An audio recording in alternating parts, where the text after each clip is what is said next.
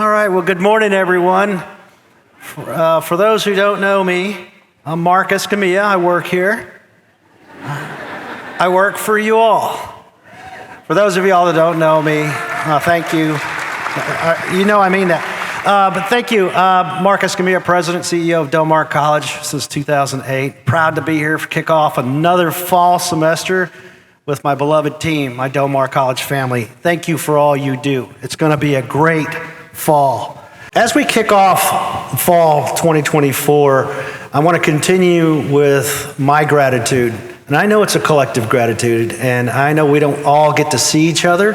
What I hear very often as we kick off in the fall is that, what Convocation does and the reasons people really look forward to it. Not to mention that there was a mandatory email that went out. Anyway, we won't talk about that. But anyway, that may or may not have helped. But no, really, what I choose to believe is, Ms. Delia, that was really effective, by the way. Good call. No, I'm sorry. I own that one. What I choose to believe and what I do know about Convocation is it's an opportunity for us to see many of our colleagues and coworkers, from all over that we don't see during the year. And the barbecue doesn't hurt either, Miss Delia. That's what I understand. But no, this is a wonderful opportunity, and I've heard it again this morning. Wow, I haven't seen so and so in so long, and and so forth. So what a wonderful opportunity to come. Joyce Salinas said this morning, she goes, "I don't want to give you ojo, so I got to give you a hug." Okay, so I was like, whew. You know what ojo does to a guy like me, man? I'll tell you what. Thank you, Joyce, for the hug. It's good to see you, as always, and curándome del ojo is an important thing. So, little inside scoop. I'll tell you what that's about if you need to know later. So anyway, I want to kick off again and continuing with thanks and kicking off. This is one of the biggest groups that I've seen since 2008. And I'll tell you what, coming in and really off the pandemic and all those treacherous things and those difficult things and so forth, it's been a remarkable period in our history of our world, and certainly here in our community. And as such, it's no small matter that when we congregate and come back and are able to come back in and receive hugs and handshakes and the like, it's a beautiful thing. I don't have to tell you all.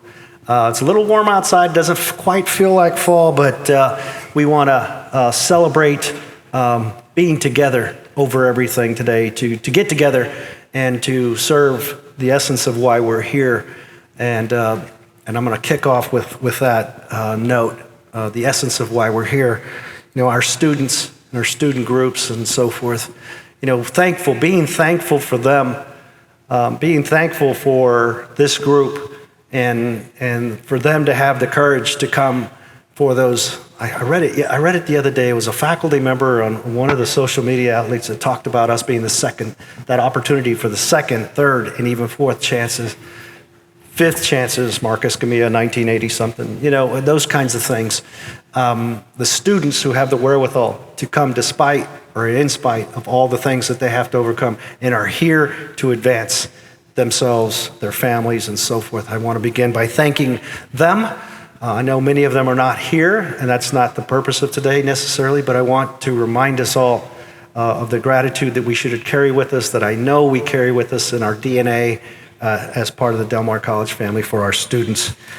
The next group I'd like to recognize, and we have a few here today, very thankfully, is our Board of Regents. And before I dive in and share who's here with us, from the Board of Regents, I'd like to describe that because, surprisingly, especially the new employees, when you understand the governance structures that we operate with and through and under and all those other things and over and everything else, the Board of Regents is a publicly elected body of 9 individuals, 5 by district, 4 at large. Did I do that right? 5 by district, 4 at large. And for the newbies in here, they are unpaid, okay? Our wonderful food services and culinary department provide them with a nice lunch every time they're here, and we were very grateful. I can see them clapping over with the wonderful food that they offer. But the point with that is, ladies and gentlemen, and as a reminder to us all, that these individuals are unpaid, they're publicly elected community servants. nonpartisan, and all those other things. And so it's a wonderful body. So I'd like to begin, and if you please stand to be recognized with our chair, Ms. Carol Scott. Hearty round of applause. Thank you. Rudy Garza.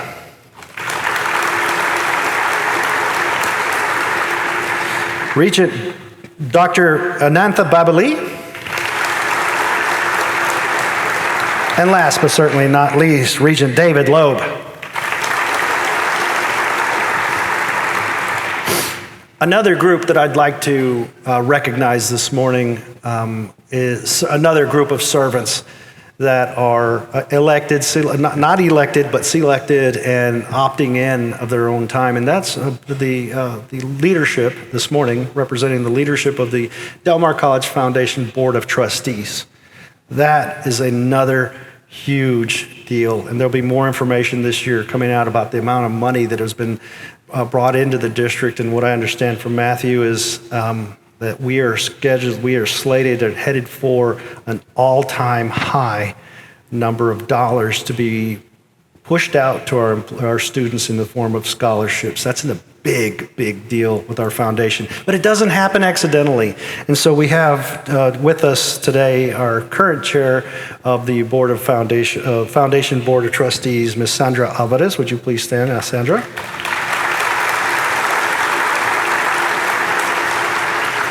And our past chair, Michelle Unda. Thank you, Michelle. What a pleasure it is to also work with and for and through that board to, again, provide an all-time number. I remember when we were in the early days, when I was here, we were pushing out, I think, $300,000, $400,000 a year, and now we're talking in excess of $2 million a year and setting new standards a year. How about that?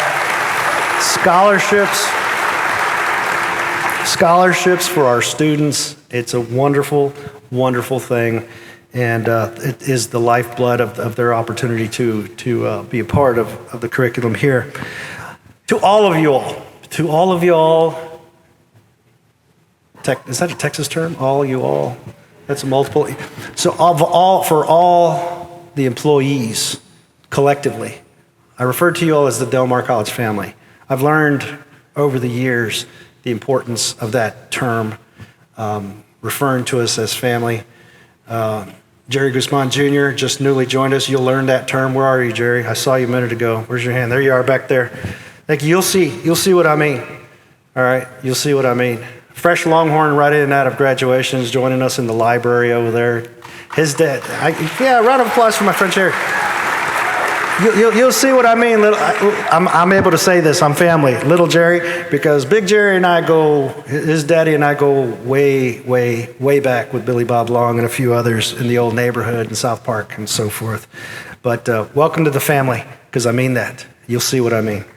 To all the employees, thank you all for being here this morning and joining us. Round of applause. Feel free. Let's get some energy going. Feel free. You got to know how proud I am of this young man. I've been watching him since he was born, literally. And so anyway, to all our councils, I do this every year because if you know me, you know how I feel about shared governance. We know that we have structures in place and so forth. So with the faculty, the deans, the chairs, the non-exempt, the exempt, the ad hoc, and all those other extra duties that are part of our existence here, I want to thank you all for forming up and giving of your time, giving of your efforts, and really advancing the notion of sharing information and moving forth with a shared approach as we do here at Del Mar College. And it has been an important part of our DNA for many years. And also including the standing committees. All of you all in the councils and committees, just to give an idea, just look around. Everybody in the councils and standing committees, raise your hands. Just raise your hands. See, that doesn't just happen. Yeah, thank you. Yeah, thank you. Thank you for that extra work, and I appreciate that. And then to going back to our foundation and coming back to the collective with both boards. Both boards represent a group, the Board of Regents representing our community as a collective. We're grateful to our community, to our board of trustees. We're grateful to all those donors, grateful for all that generosity for their time and their treasure and all of those wonderful things that provide our students with opportunities, again, for that first, second, third, fourth, and fifth chances that we are so proud to be a part of their lives and promote them. So we are most grateful to our community as well as our donors here at the foundation. I'd like to talk a little bit about, I'm not going to spend a lot of time on this, but I had this visual brought up, and again, thanks to Jeff and the team and Ms. Delia for helping me with this presentation. I wanted to talk a little bit about the difference from this year from last.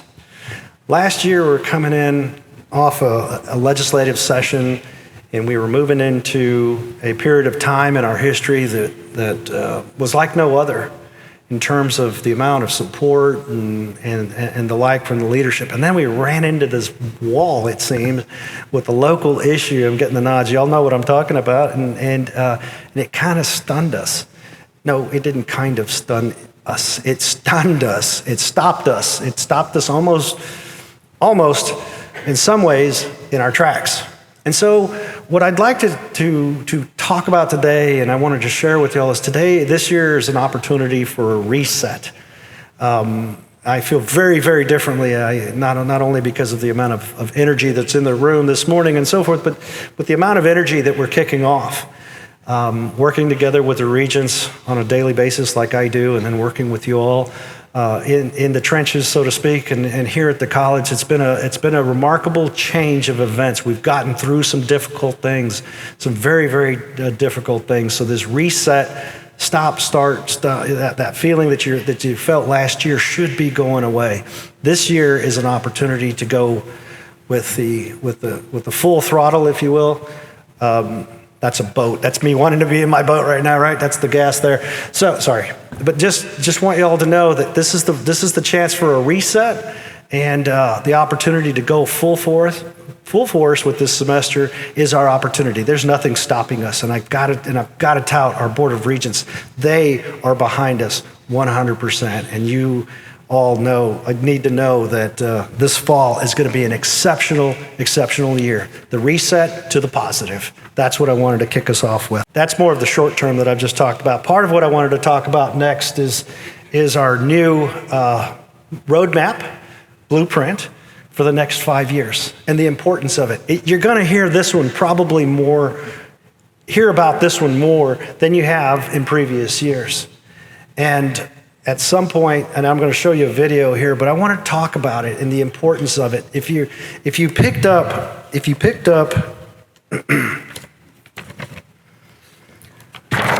anybody pick this up on the way in? Raise them up. Let's all come on. Yep. If you didn't, there are extra copies. This talks about this is a synopsis and an executive summary, if you will, or a summary of what is in front of us for the next 5 years. Planning is not an accident. The plan means nothing, I've always said. I've always repeated, it's not original information, but the planning is everything. These next 5 years and this roadmap that we've provided for you all, and you'll have it on the website, and it'll be a part of your operations all throughout the college, every facet of the college, will be the way we live for the next 5 years, with exceptions along the ways, and we'll make changes and tweaks and so forth. We've become adept at that, and I want to thank Dr. Natalie Villarreal and Sydney Sambi and others that have been helping us with our strategic planning and working with our Board of Regents to put together this message. But it's called, what we're calling this plan for the next year is Charting the Viking Way. Okay? Valdar ought to be very, very proud. This is about this. Go ahead and clap. Valdar is our mascot, but he is our spirit animal, if you will, spirit person. Excuse me. Sorry, Valdar, who represents, who embodies us of this plan. But more importantly, as I go through, I want to talk about how we all embody this plan. I want to talk a little bit about what'll come from this plan. Again, planning, action, engagement, processing and moving forward, living out this plan is really what it's going to be about. Otherwise, it's just another document and it's another 5-year plan to submit and everything else. We don't do that at Del Mar. We live by this. We live by what we're going to call and what we've been calling the Viking way. So what does it mean to be a Del Mar College Viking? Well, we know that. I'm preaching to the choir. All I ask is that you keep that level of energy up throughout the year, that you embrace our community everywhere you go, like you do. How many of y'all are in the grocery store doing academic advising over there in the milk aisle? How many of y'all have been there, done that? I know our regents have. I hear about it all the time. Yeah, your ice cream melts and butter gets soft and everything else, but you stop and you embody what it is to be a Del Mar College Viking.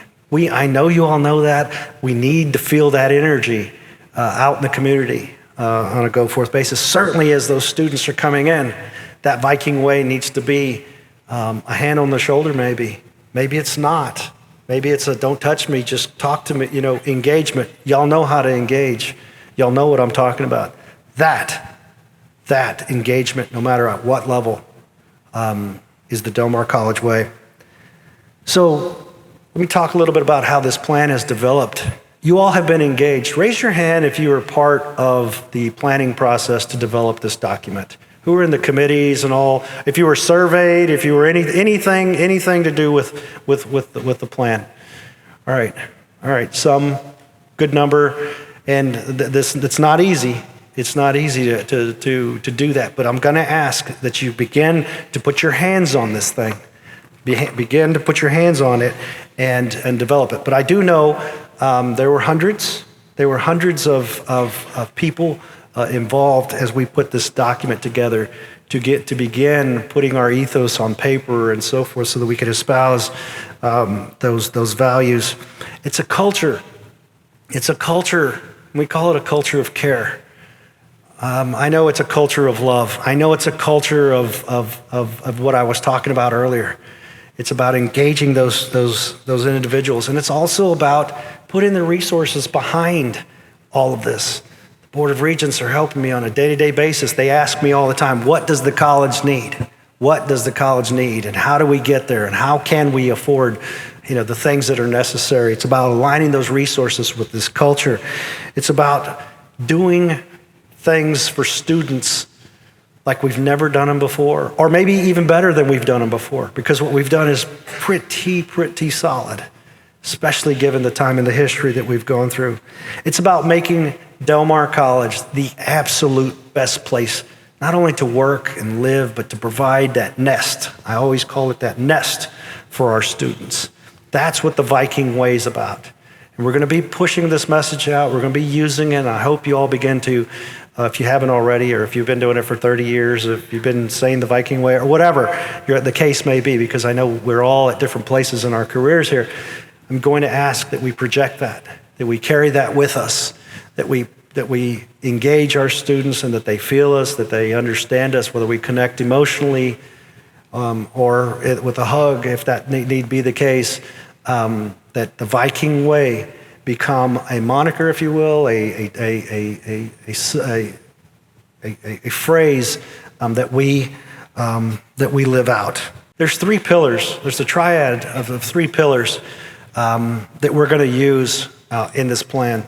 And they're big terms, and I've heard this over the years. These are very big and broad terms, but as you start breaking down this plan and start thinking about the Viking way, that very almost esoteric and also qualitative approach to this plan, there are some finite goals and strategies and so forth that'll come with it, but they're all going to be undergirded with these 3 things.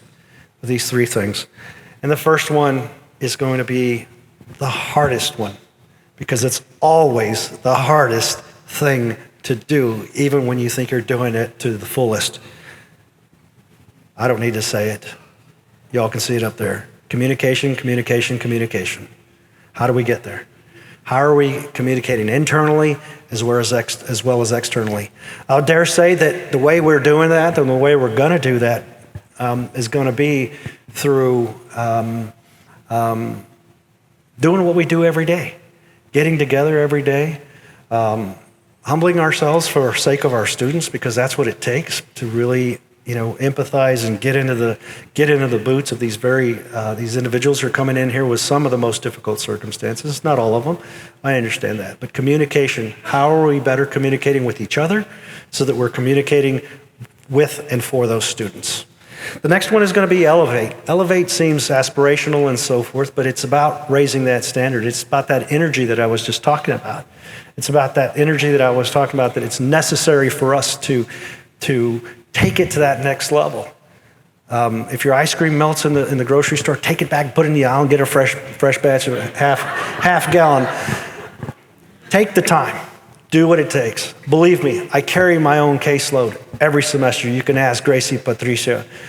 I carry my own caseload of individuals just like you all do. I get the thumbs up from Dr. Patricia. That means she knows what I'm talking about. And so we know that. So it's about elevating. And so, it's going to be incumbent upon us for the Board of Regents also to understand that we are elevating. We're giving it all. We're going to go to the next step. That doesn't come as a surprise to our regents, because I've heard it from them, especially our chair. I hear it pretty regularly. She goes, "Go bold, Mark. Be bold. Go bold. Make sure we're advancing this college like no other." And so I know we're doing that. In fact, I heard a little anecdote this morning from our CIO. I won't go into details and so forth, but I can tell you we're ahead of the game on a lot of different things, and appreciate that good feedback. So elevating this college together with that energy and that sense of energy that'll be absorbed from those students who are going to feel it most. And guess what? The rest of this community is going to continue to feel it. We just want them to have that sense of elevating the things we do here at Del Mar College.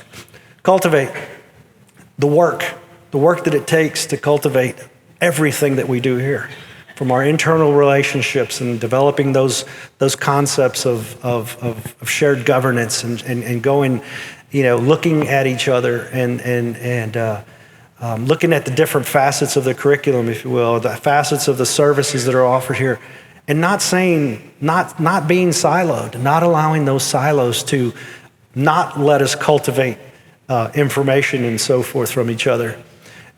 Cultivating, I don't have to tell you all what that means. You all know what that means, because it's going to be harnessing all of the energy and so forth, so that when we are cultivating at graduation and when it culminates into a ceremony, that are opportunities for the students that's going to be felt like never before.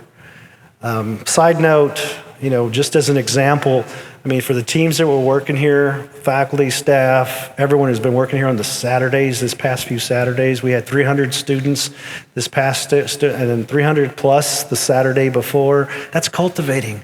That's putting that extra effort. That's elevating and cultivating as an example, and doing things. How? Together. How do we get there? Absolutely. The Viking way will be achieved. This plan will be actualized. We will be actualized together. That is the only way we're going to go. And if there's anything that that I've always espoused and I've always tried to demonstrate, is that we do it together. And that is how we're going to model how we move ahead and do this. Again, I spoke about this cross-sectioning of the employees who came together to develop the plan. We need to continue to advance that notion and advance that technique and do these things together, so that we're not in a silo, so that the teams at the exempt and the non-exempt councils are talking, and I know they're talking. I know, with the faculty councils and the like. It's going to take, how this plan developed is how it's going to be executed, and it's going to be ever so critical for us to not say, I'm in the library, I don't know about what's going on over. No, that's not going to be the way. I know y'all know that, but I just want you all to know, together, together, together. Those first three bullets all mean the same thing, together, together, together. And finally, look left and look right. Remember those old days in that class when the professors told you, look left, look right, and there was not such a positive message? I want there to be a positive message. Remember, y'all know what I'm talking about. Whoever experienced that as a freshman at some kind of college or university, yeah, look left, look right, two of y'all are not going to be, no, that's not us. No, it's going to be the opposite. Look left, look right, and together, each of you, together, we are all going to embody the Viking way, and we're going to communicate, elevate, and cultivate together. That being said, we're going to go, and you want to clap? Let's clap.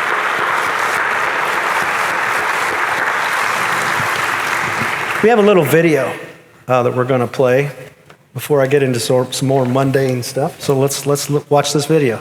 The process of developing the strategic plan has been such a rewarding experience.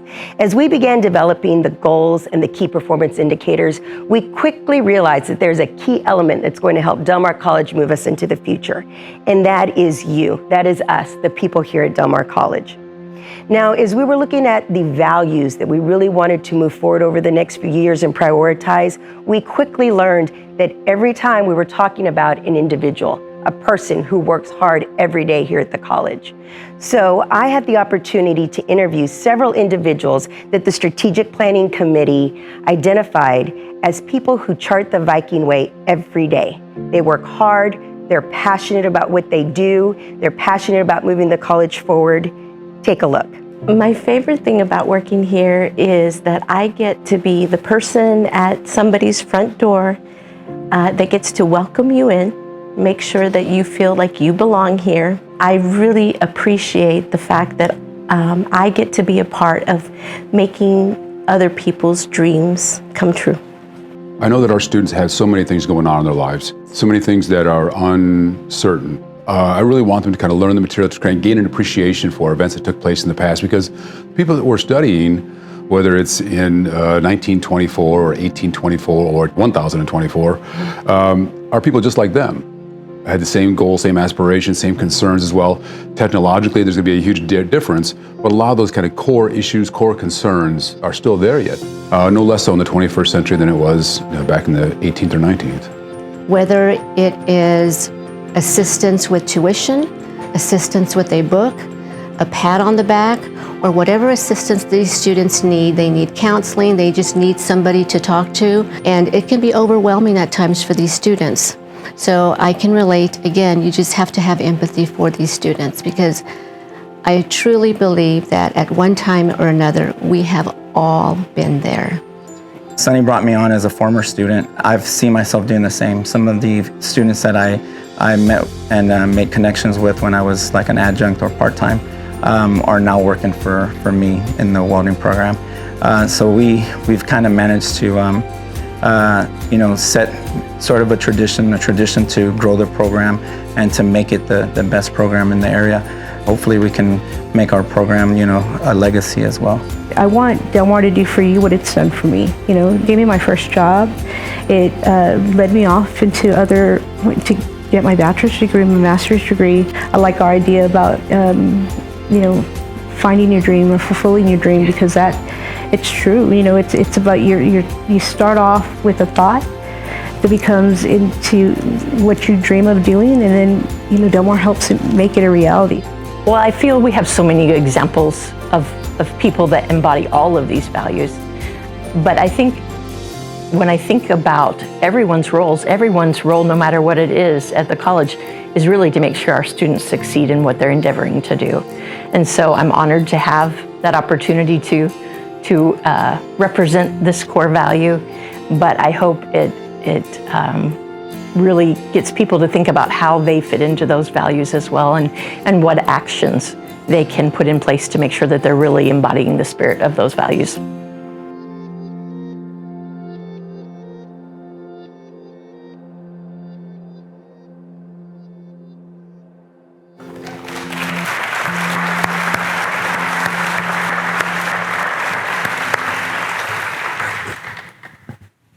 Thanks to all who put that video together, not only those who participated in the video, but the team that put it together. This is a wonderful demonstration of where we're going. I have to bring us back to more mundane topic. I'm unfortunately not near as beautiful as that video was. There's a few things that I want us that I do want to talk about, because it's taken on it's taken a great amount of work to get us to the point where we are today.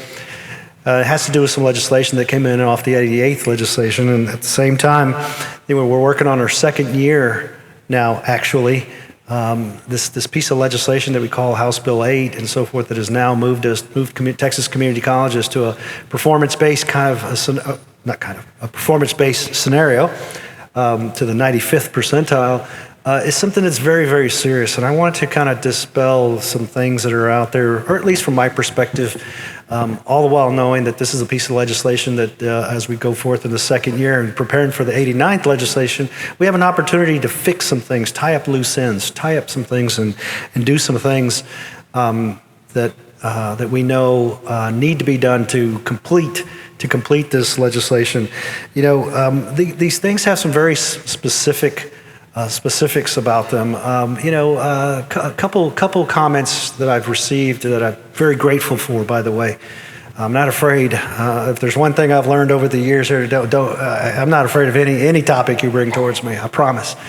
But they know the work that I put forth, but they were very candid about this. And they said, Mark, this seems to be a very workforce-centric piece of legislation.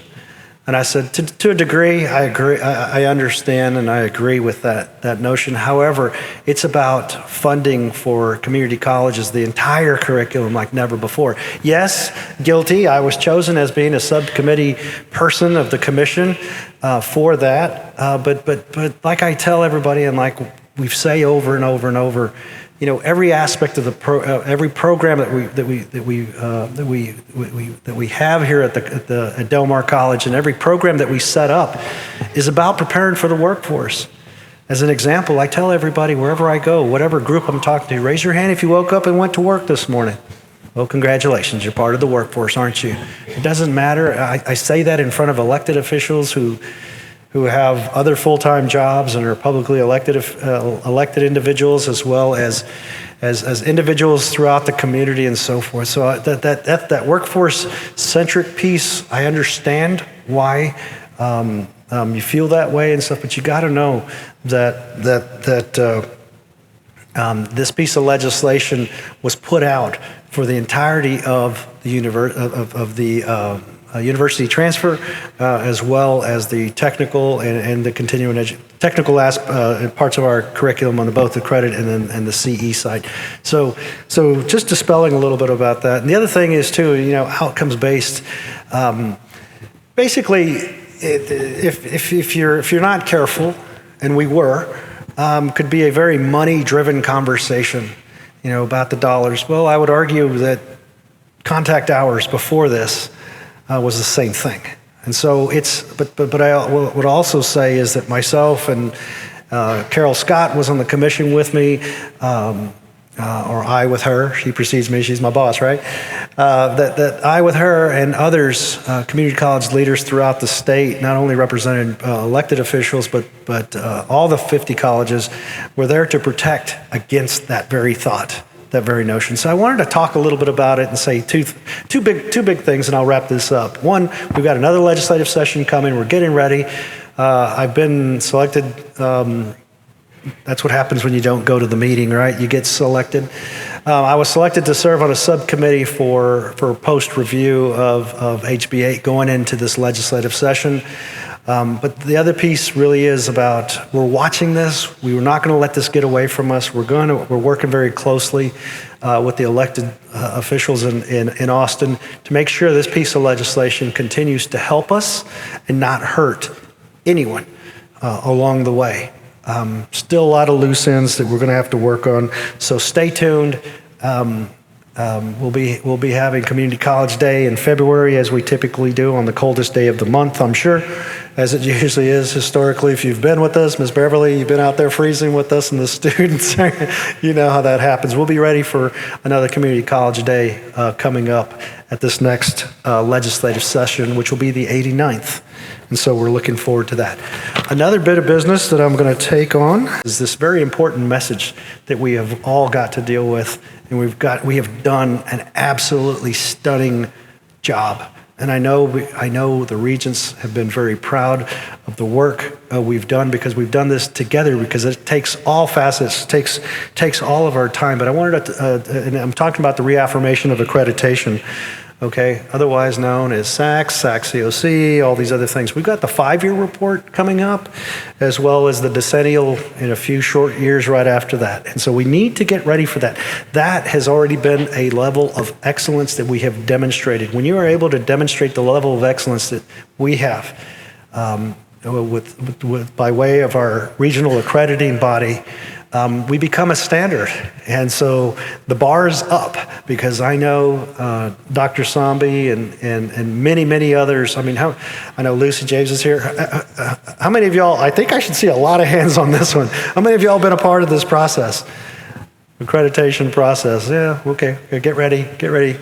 There'll be more hands on this one, because it's going to take, it's a very important part of our compliance efforts here, to make sure that we are doing everything to maintain that level of accreditation, so that one, we have the platinum standard that is now out there that we hold, supports our efforts here, and demonstrates to the rest of the world this level of quality that we know we have for our students. And Joseph, not to mention, our federal dollars are tied to it as well. Little side note there. But there's the time frame. There it is right there. Begin thinking about that. That's tomorrow. That 5-year report doesn't just happen, and it's tomorrow. Sydney, you have your face in your hand. It's tomorrow. And then the 10-year, the decennial report right after that is in 2031. So 2026 and 2031 are critical dates. Everybody get ready. Every facet of the college will have to participate in that. So that's just a quick commercial for that. Thank you for all the work you do. Very quickly, I'm going to wrap up with this, and maybe a question or two if there's a burning question. Things to be excited about. More things to be excited about. Things that are going on. Next year, we're going to call it January 1, begins the celebration year. It's kind of like my wife. She has a celebration month for her birthday, right? All right. So, the month of June, by the way. Anyway, so next year, we will be celebrating Del Mar College's 90th birthday. How about that? The inception of 1935. Shortly after, that was 34 years after the first community college was developed in Joliet, Illinois, in America. A unique American invention is 90 years old. That's the American Community College that Del Mar College is. And so get ready for that. Of course, another thing to be excited about, you're going to hear more about it. I'm not going to take the thunder, but so many awards, so many recognitions, so many opportunities for our faculty and staff to be celebrated, and the awards that have been coming out, the accolades and all those kinds of things. Get ready. Let's really show our appreciation for those who are going to be supported this morning. The next one is Del Mar College has been launching its second bachelor's degree. That is a big deal.